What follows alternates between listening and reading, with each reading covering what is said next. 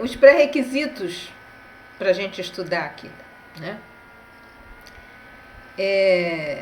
Então a gente precisa compreender algumas coisas antes da gente prosseguir. E o que a gente precisa compreender? Que a adoração, né, e a obediência a Deus por definição, a aplicação do conhecimento religioso que a gente adquire. Então, o conhecimento da religião é um pré-requisito obrigatório para a gente fazer a nossa adoração a Deus da maneira correta e sólida, né? Então, por exemplo, tradições de família. Outra coisa é assim, a própria inteligência, né? A pessoa acha, não, eu vou usar meu bom senso, sendo que bom senso é uma coisa que todo mundo acha que tem, mas de verdade, né, nem todo mundo tem, né? Então, isso aí, quando a pessoa usa isso, tem um pouco do ego aí falando, né? Convicções pessoais, também nada disso são fontes confiáveis. Então, são questões importantes que a gente repensar isso, porque a gente comete esses erros às vezes sem querer, né? E para nós que estamos num ambiente, eu não vou dizer nem assim, eu morei lá no Egito, eu posso dizer que também não existe um grande conhecimento não religioso, existe muita prática repetitiva. Se encontrar pessoas que tenham realmente conhecimento requer um pouquinho de trabalho, sabe? Mas para nós a coisa é ainda mais complicada porque nós crescemos num ambiente que tem conceitos que são totalmente distantes do Islã. Então, quando nós julgamos, fazemos julgamentos a partir do ambiente em que nós crescemos, as chances de que eles vão nos levar a um posicionamento contrário ao Islã são muito grandes, né? Muito grandes. Então a gente tem que ir para as fontes, né? Outra coisa é a boa intenção. Eu tenho quase certeza, eu já ouvi de um monte de gente, tenho quase certeza que vocês aqui já ouviram isso também. Ah, não, Deus sabe a minha intenção. Deus sabe. Eu não fiz, não. Eu não fiz oração, não. Mas Deus sabe que eu tinha intenção de fazer. Acho que todo mundo aqui já escutou algo do gênero, né? Boa intenção só não vale. E aí o pessoal pega aquele hadith, né, que fala as ações são válidas pelas intenções, porque ele não é para legitimar não se fazer coisas ou fazer coisas erradas com boa intenção. Não é essa a finalidade do hadith, né? E está falando de ações boas, com intenção boa, com tudo dentro do que a religião permite. Não é para você pegar e está falando, por exemplo, pessoa dá caridade, faz caridade para alguém, mas faz aquela caridade buscando mostrar, as pessoas saberem, nossa, que pessoa religiosa, caridosa.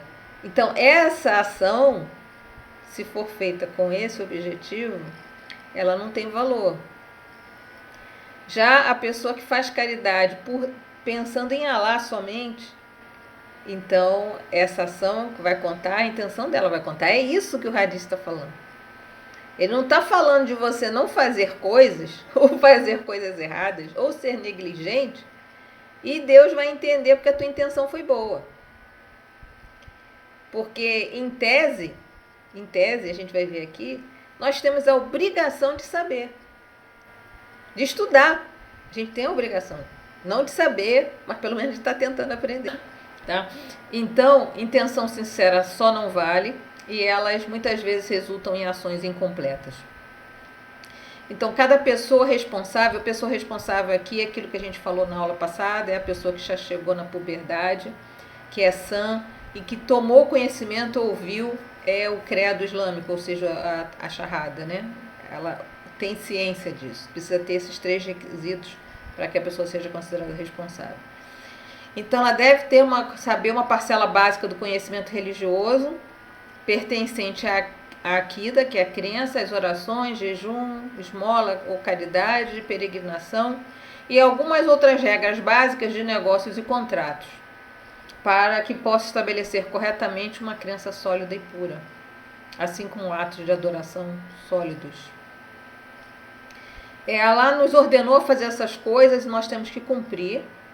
E ignorar a obtenção desse conhecimento básico obrigatório, né? Ao ignorar, essa pessoa só estará em um pecado acumulativo, porque ela vai estar mais coisas que ela vai estar deixando de fazer, e aí coisas que ela vai realmente pecar por desconhecimento, mas que o desconhecimento não é desculpa, tá?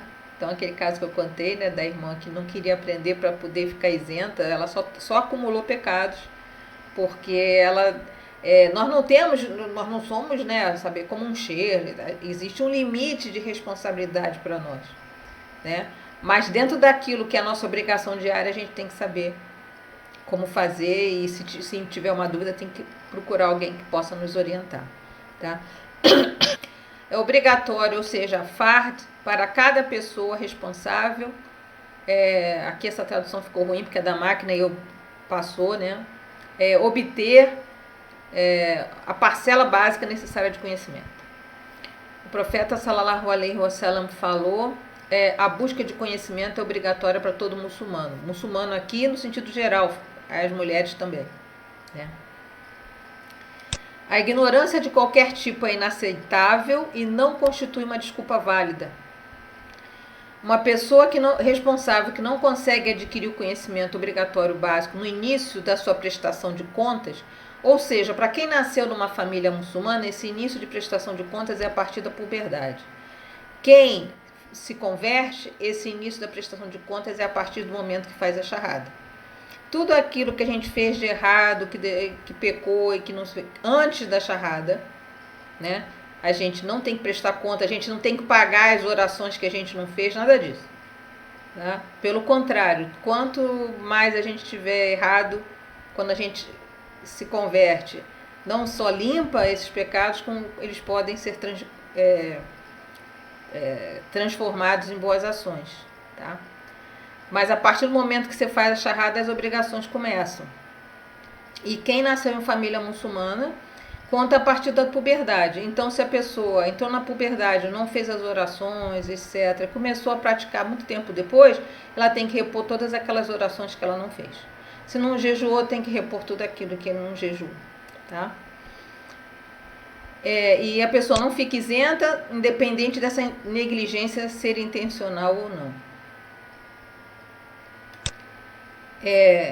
Alá nos ordena não apenas a adorá-lo, mas a adorá-lo de maneira apropriada e que seja aceitável para ele, e não do jeito que a gente acha que vai ser, né? Eu vejo muita gente, aí mais é não muçulmano, né? Que eu escuto falar assim, não, eu acredito em Deus, mas acho bobagem isso aí. Acho bobagem. Tudo a pessoa acha bobagem, quer dizer, ela está decidindo por ela, assim, como é que ela vai adorar a Deus, né?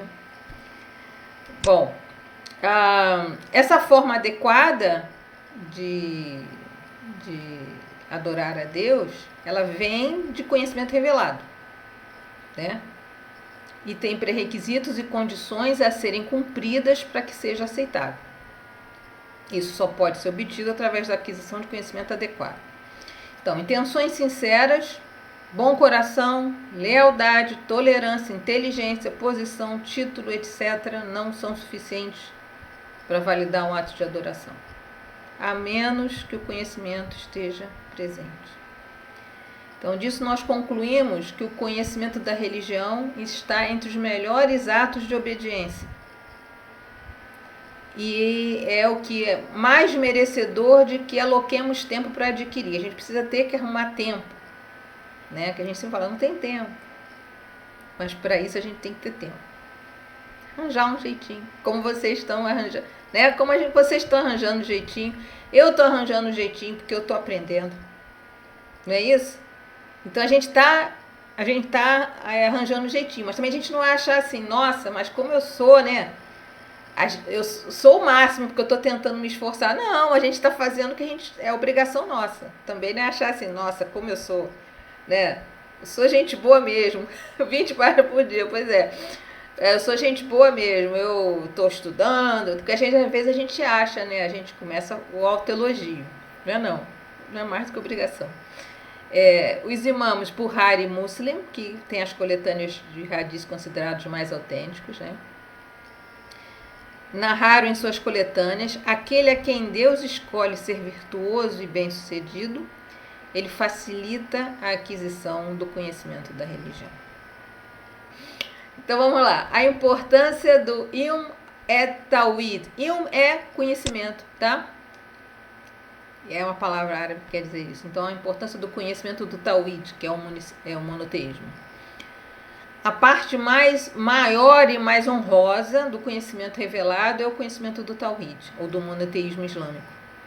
Porque é a divisão do conhecimento referente a Deus Todo-Poderoso, seus nomes e seus atributos, além de outras subdivisões relacionadas que constituem a totalidade dos fundamentos do credo islâmico. O profeta sallallahu alaihi wasallam passou um longo tempo ensinando seus companheiros aqui dos fundamentos do credo, antes de ensinar-lhes as regras da religião. Hoje, infelizmente, a primeira coisa que se ouve falar é em regra. É o pacote, né, Giovanni, do haram e do halal. Pois é. E assim, não é que elas não existam, a gente não está negando que elas não existam, mas quando se apresenta para as pessoas só regras, ainda que elas possam achar interessante no início, com o tempo elas vão entrar numa adoração completamente vazia. Porque a oração vai ficar mecânica, tudo vai ficar mecânico, porque a pessoa só está pensando em regra, né? Então, antes de ensinar as regras, o profeta Muhammad sallallahu alaihi wasallam passou muito tempo só falando la ilaha illallah. É o tawhid. Depois, aí, quando fez a migração para Medina, vivia numa comunidade totalmente politeísta. Entendeu? La ilaha illallah, né? Aí a gente vai para as regras, né? Como o Sheikh Abdulaziz falou, não sei se você vai lembrar naquela palestra, né? Que é um erro muito grande, é muito perigoso se apresentar as regras antes que a pessoa conheça Deus, né? Conheça o tawhid, né? Você lembra? Então, é muito perigoso. E é isso que infelizmente está acontecendo, né? Se apresenta a regra e depois, se der tempo, aí se ensina a amar a Deus, a amar o profeta, né? Se der tempo, senão lança aquele papelada de regra e tá tudo certo. Abu Hanifa, né, que é o fundador da escola Hanafi, disse: o conhecimento dos fundamentos da crença é melhor e muito mais gratificante do que o conhecimento das regras da religião. Pois é pelo medo, né? É pelo medo. A gente não nega que não existe o inferno, claro, né? Mas é a coisa pelo medo. E quando é muito melhor se nós fizermos as coisas por amor, né? Se a gente tomar ciência do amor de Deus por nós, do quanto Deus está disposto a nos perdoar desde que nós estejamos sinceramente arrependidos, né? E aí a gente faz por amor, a gente quer, porque também se fala muito, temer a Deus, é porque a palavra, se não me engano, é taqwa. Fala mais de um temor reverencial, né? Eu gosto de dar um exemplo que eu acho que fica fácil de entender. Quando você ama alguém, pode ser esposo, marido, pai, mãe, filhos, você não quer magoar essa pessoa. Você não quer deixar essa pessoa triste. A não ser um psicopata. Porque a pessoa é um psicopata, né? É o projeto de resistência. Se você cumprir isso tudo, você continua, né? Quer dizer, joga aquilo tudo em cima da pessoa, né? Mas, enfim, a gente, quando ama alguém, a gente não quer desagradar essa pessoa. Então eu entendo, a gente tem medo de magoar essa pessoa. Não significa, pois é, se não dá conta, saiu do Islã. Tem vários casos, né? Tem vários casos. Não significa que você tem medo de que aquela pessoa vai fazer alguma coisa com você, né? Ah, você ama sua esposa, seu marido, você não quer chatear porque você teme desagradar essa pessoa. Por quê? Porque ela vai te punir? Não necessariamente, você não quer. Então eu entendo que esse temor, né, é o temor reverencial. E é isso, temos que ser tão gratos, temos que amar tanto a Deus e ter tanta ciência do amor dele por nós, que nós tememos desagradá-lo. Nossa, eu não quero desagradar, né?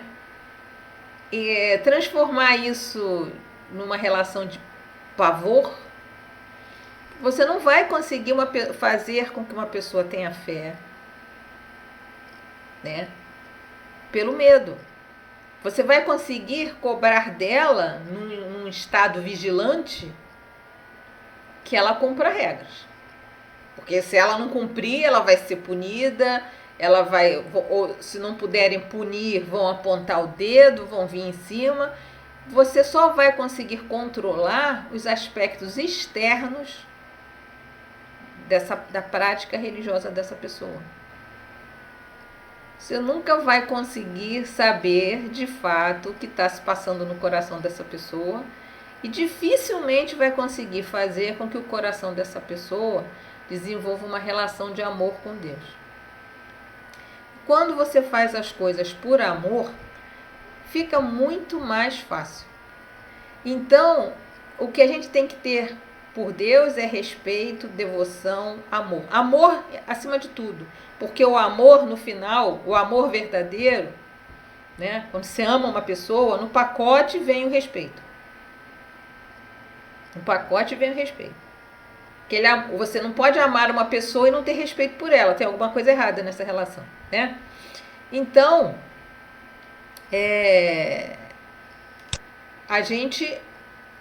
essa é a relação que a gente tem com Deus. Mas tem a história do medo. E o que acontece? A pessoa que entra no Islã e fica no Islã pelo medo, ela um dia não vai aguentar essa pressão.